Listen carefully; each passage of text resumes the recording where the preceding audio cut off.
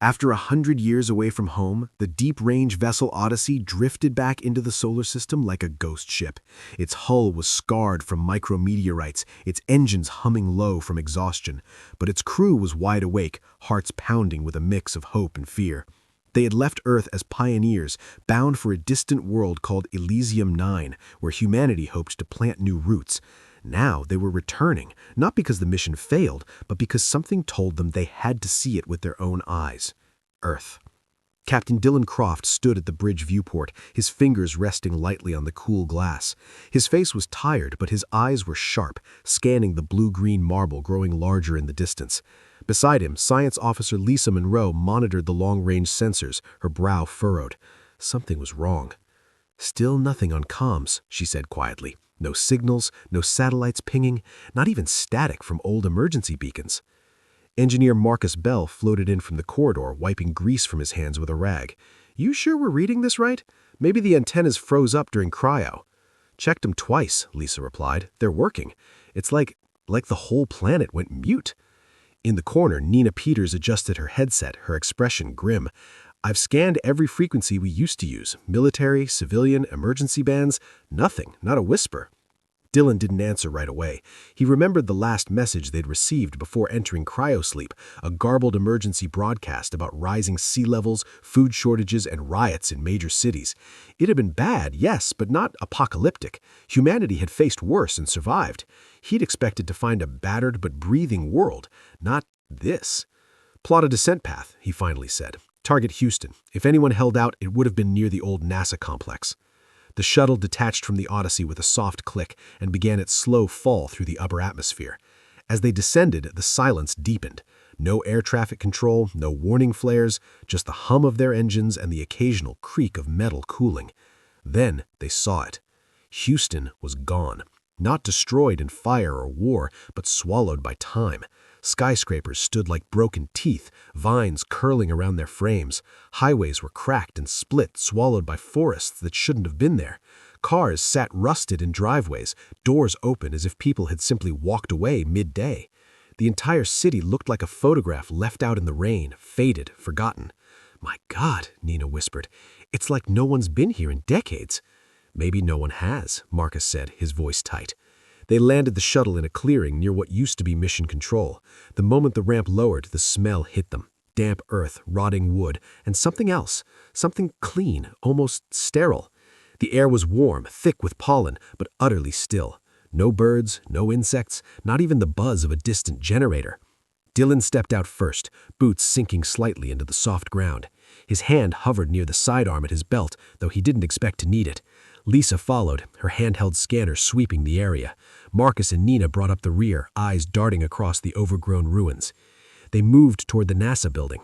Most of the windows were shattered, glass glittering like ice under the sun.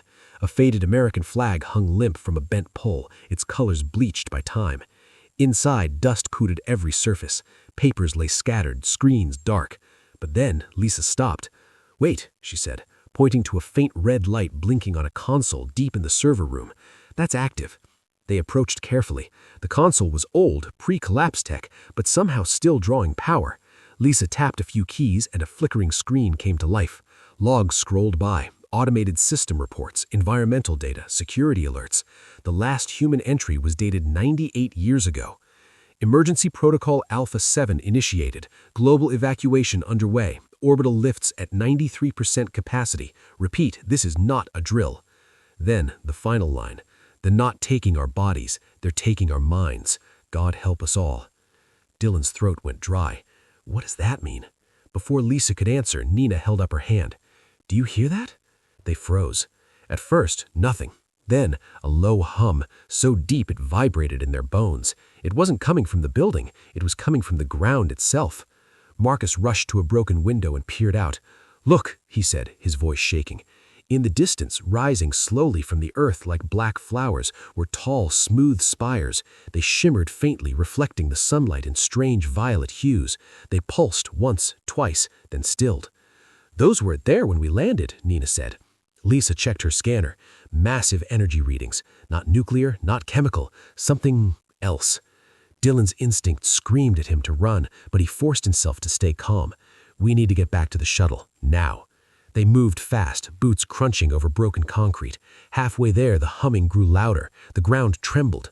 Behind them, one of the spires split open with a sound like glass cracking, revealing a hollow interior lined with glowing filaments. And then they saw them.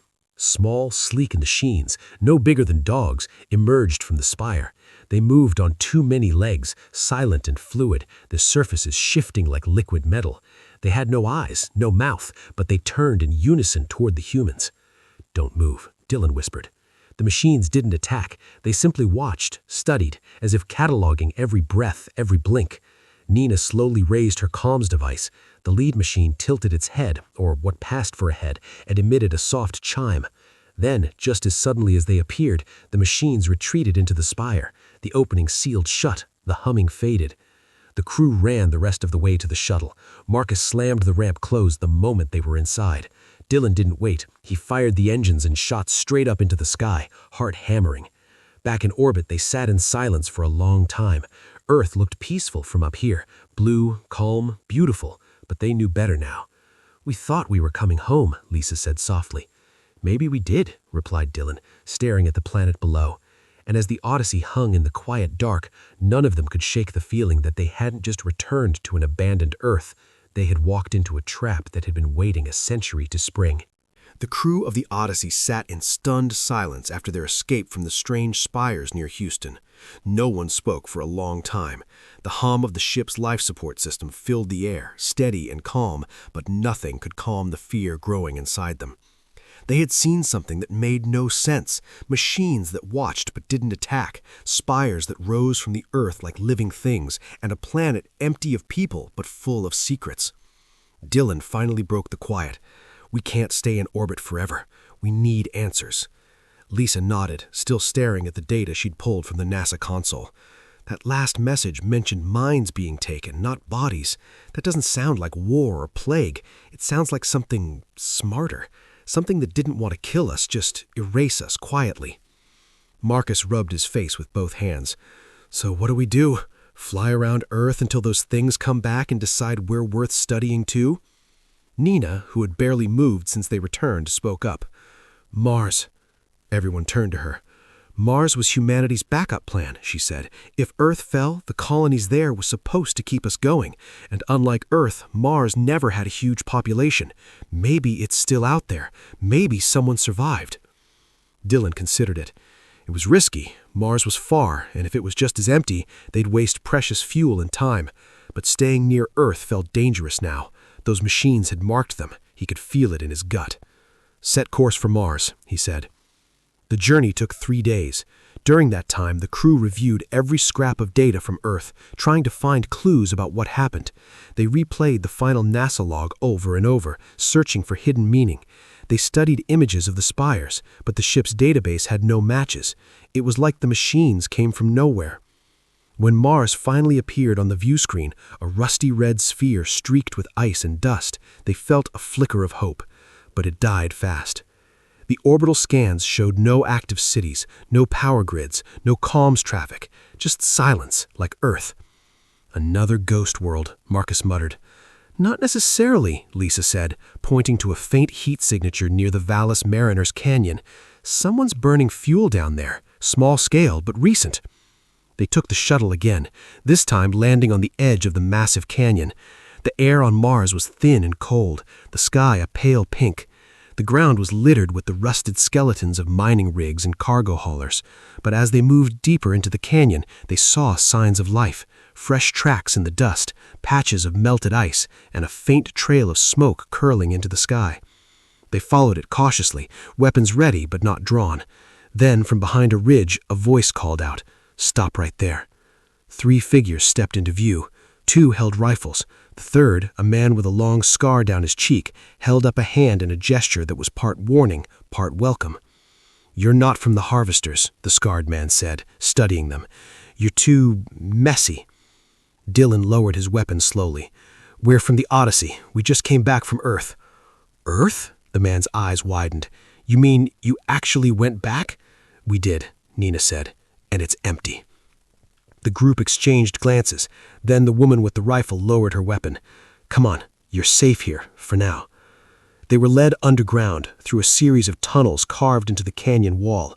The place was small but well kept. Solar panels lined the ceiling, water recyclers hummed in the corners, and shelves were stocked with rations and spare parts. It was a bunker, but also a home. The scarred man introduced himself as Jake Reynolds, a former pilot for the Mars Defense Corps. The woman with the rifle was Tara Cole, a field medic. The third, an older man with tired eyes and stained fingers, was Dr. Paul Ellis, once a xenotech researcher for the United Earth Science Council. Over a meal of rehydrated stew, the survivors told their story. The harvesters showed up about 95 years ago. No warning, no demands, they just appeared. At first, people thought they were alien explorers, but then entire cities went silent overnight. No explosions, no bodies, just empty streets. We learned fast that they weren't after our land or our tech. They were after our thoughts, our memories, our feelings. They'd surround a person, and within seconds, that person would go still. Then they'd vanish, and the harvester would move on.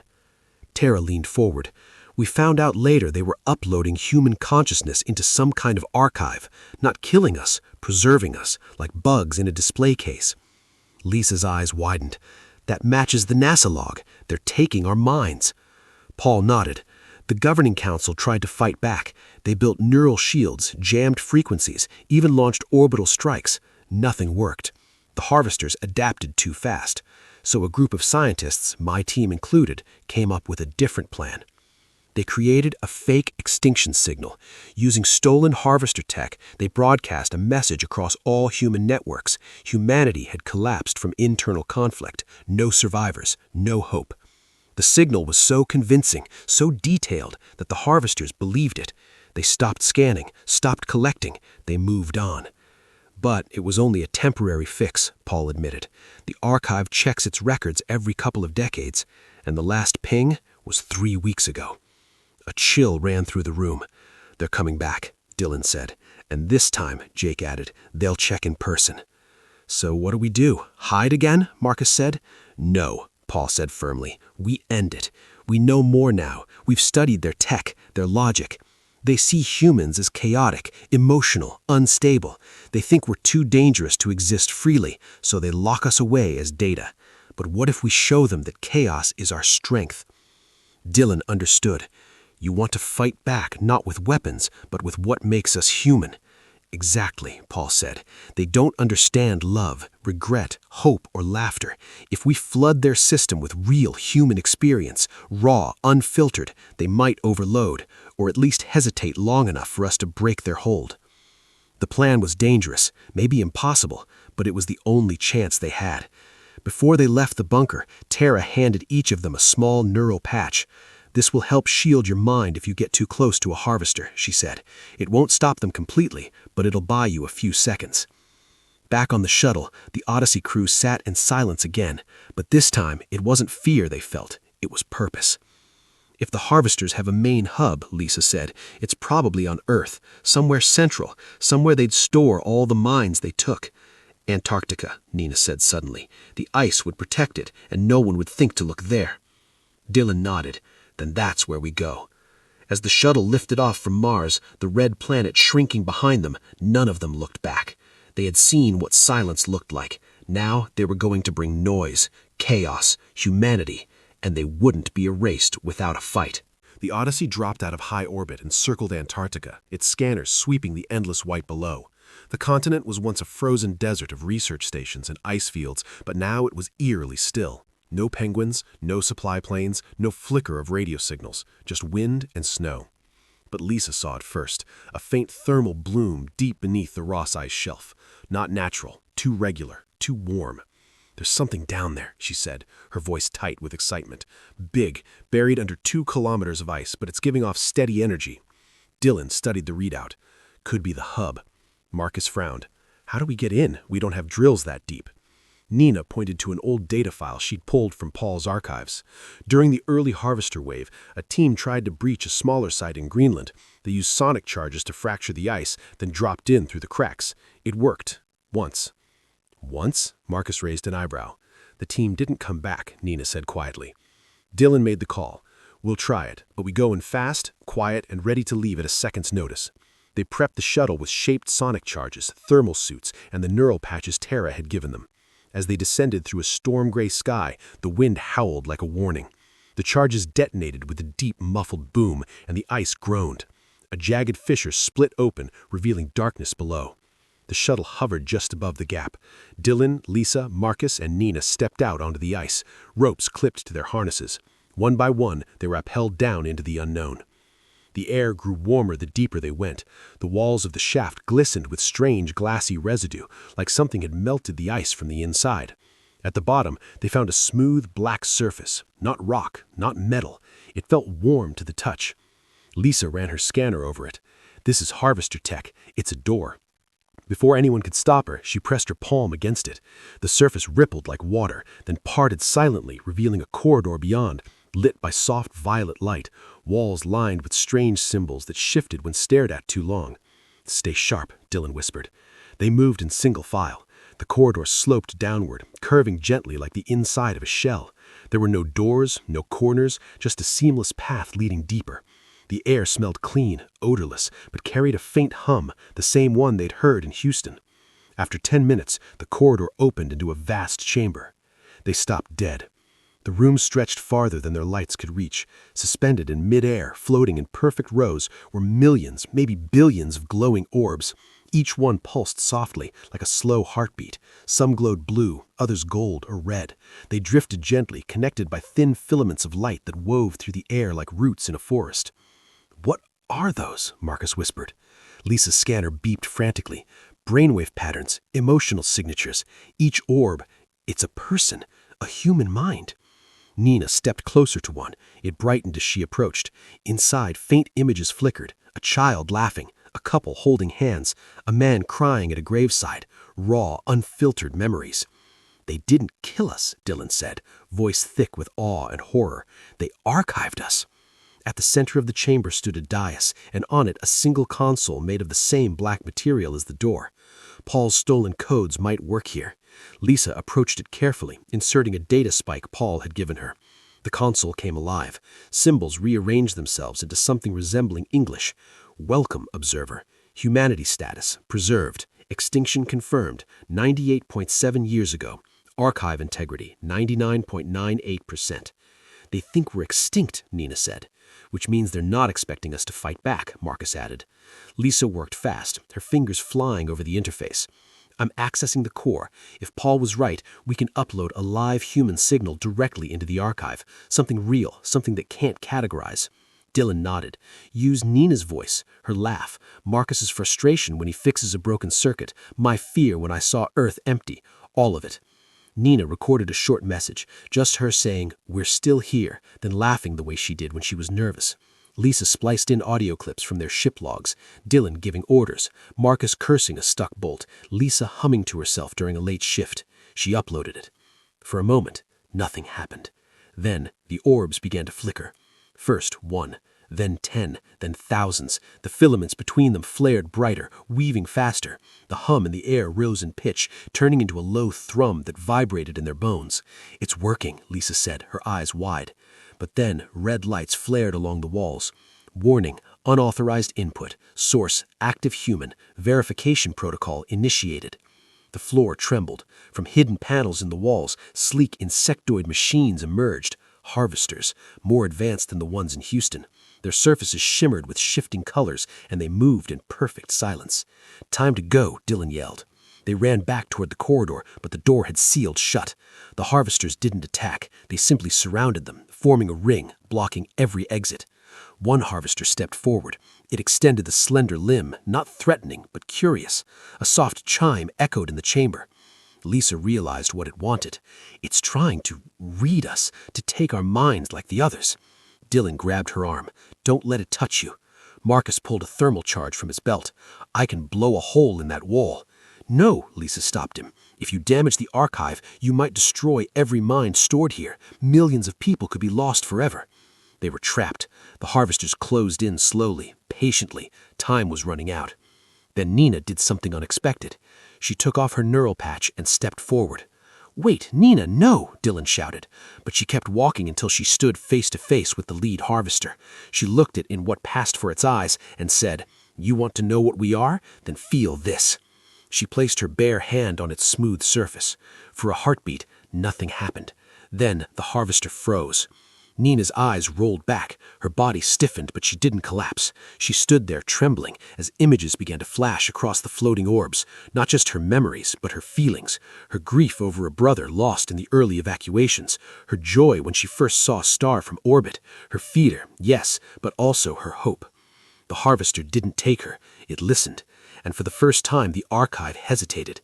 The other machines paused, the red lights dimmed, the chamber filled with a new sound, not a hum, but a soft questioning tone, like a question asked in a language no one had ever heard before. Dylan understood. They're not evil, they just didn't understand. Lisa's mind raced. If we can show them more, show them all of us, they might change their minds about what humanity is. But they didn't have much time. The verification protocol would complete soon. If the archive decided humans were still a threat, it would finish what it started, permanently. "We need to wake the others," Marcus said. "All of them, every mind in this place." Lisa turned back to the console.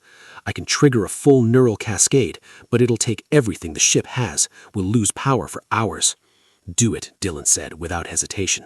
As Lisa worked, Nina slowly pulled her hand away from the harvester. It didn't stop her. It watched, as if waiting. Above them, the Odyssey fired its main reactor into the archive through a data uplink. Energy surged through the chamber. The orbs blazed with light. The filaments snapped like live lyres. And then, one by one, the minds inside began to wake up. The chamber exploded with light. Not fire, not heat, but pure, raw consciousness. Every orb in the archive flared like a star, and the filaments between them twisted into a storm of glowing threads. Memories, emotions, dreams, all of them pouring out at once, flooding the system that had tried to contain them. Dylan staggered back as images flashed in his mind. A woman singing to her baby in Mumbai, a fisherman laughing on a dock in Alaska, a teenager writing poetry in a basement in Berlin.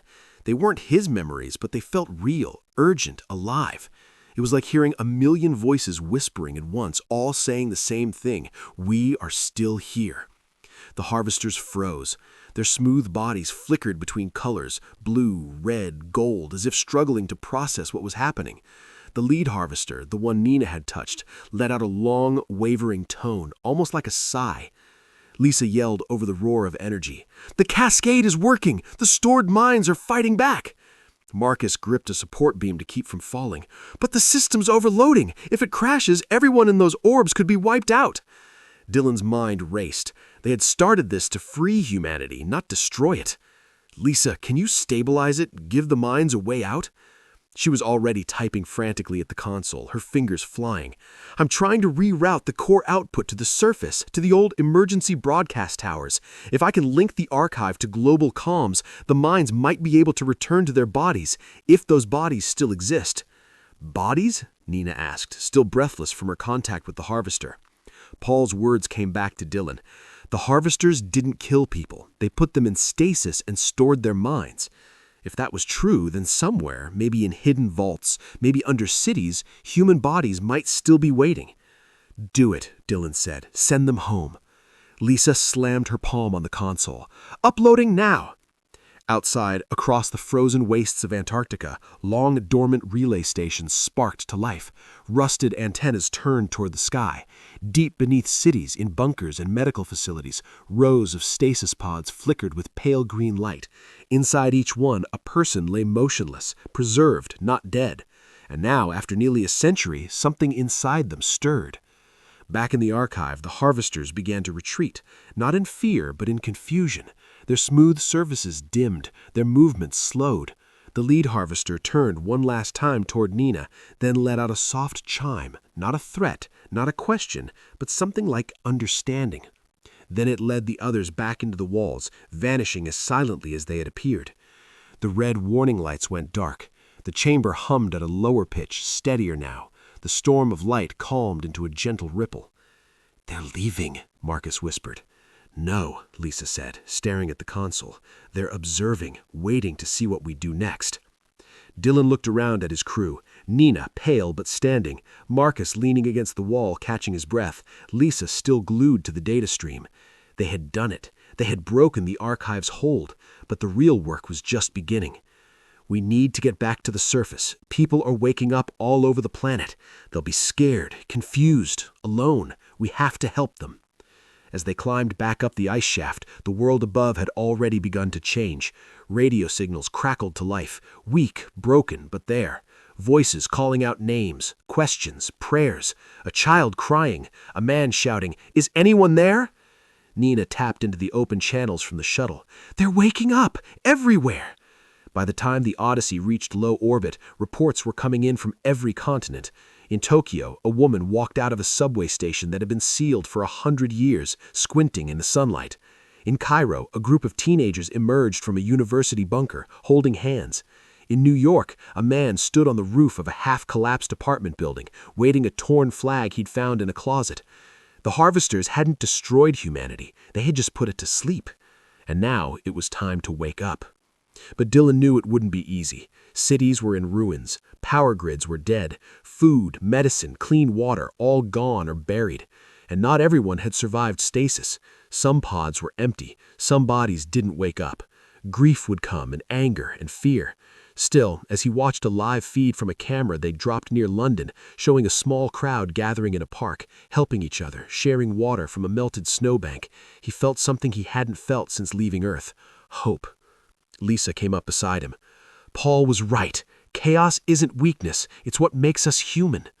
Marcus joined them, holding a steaming cup of rehydrated coffee. "So, what now? Do we land? Start rebuilding?" Dylan nodded. "We find the survivors, share what we know, help them connect, and we keep watching the skies."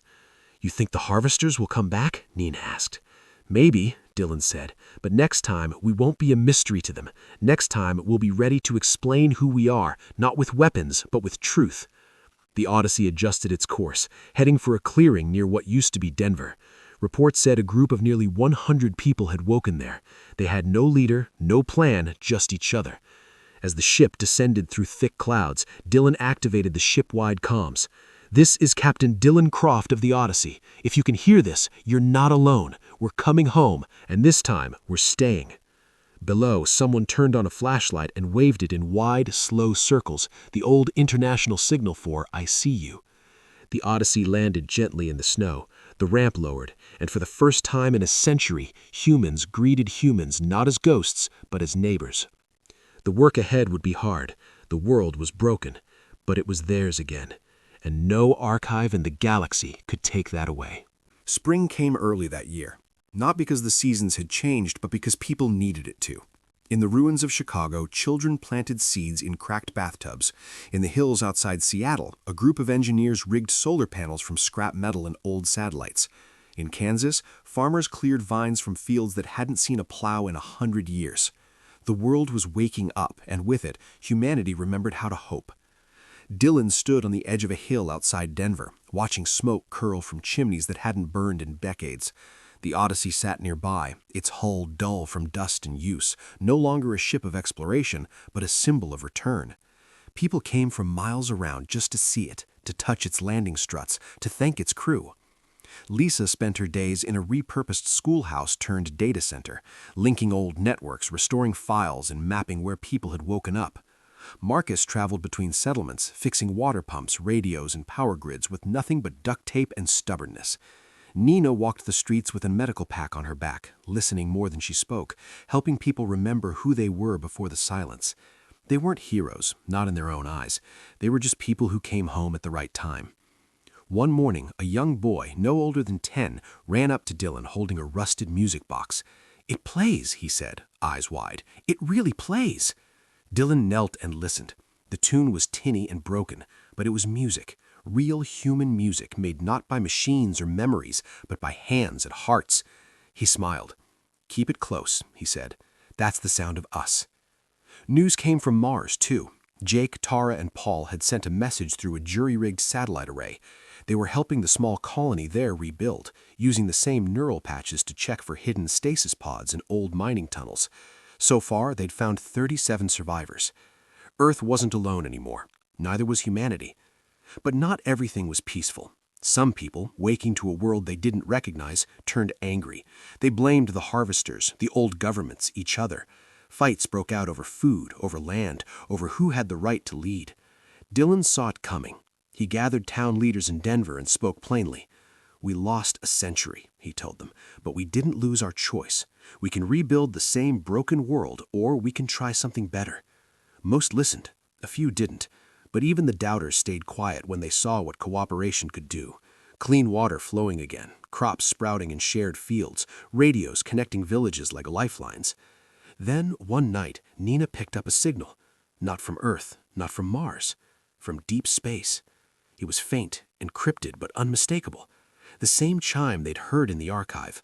The harvesters were transmitting. The crew met in the Odyssey's command deck. Tension hung in the air like fog. "Are they coming back?" Marcus asked, arms crossed. Lisa studied the signal. "No, it's not a threat. It's an education." She decoded it slowly. The transmission contained no images, no demands, just a single line of text repeated in every human language the archive had stored. "We observe, we learn, we wait." Dylan read it 3 times. "They're not leaving, but they're not interfering either. They want to see what we do next." "So we show them," Nina said softly. And they did.